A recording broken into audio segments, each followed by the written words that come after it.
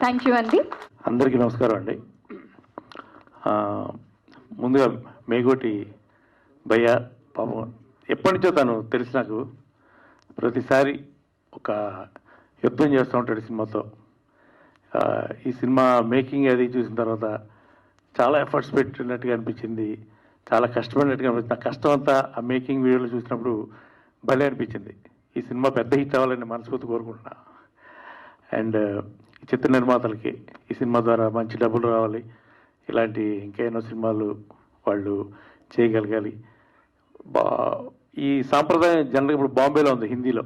ఇప్పుడు ఆషికి లాంటి పెద్ద సూపర్ డూపర్ హిట్ సినిమాలు కూడా 5-6 మ్యూజిక్ డైరెక్టర్లు పనిచేసిన అది బాంబేలో చాలా చాలా సంవత్సరాలు జరుగుతుంది. అది తెలుగులో చాలా తక్కువ సాంప్రదాయం అది.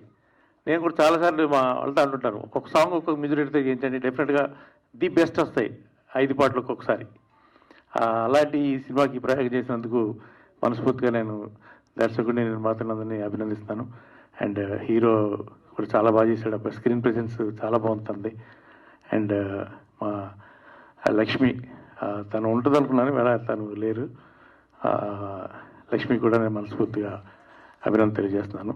అలాగే వారం రోజుల నుంచి ఆదిపర్వం ఆడియో ఫంక్షన్ గురించి ప్రతి గంటకు రిమైండ్ చేశాను. గంట శ్రీనివాస్కి థ్యాంక్స్ చెప్తున్నాను. ఆయనకి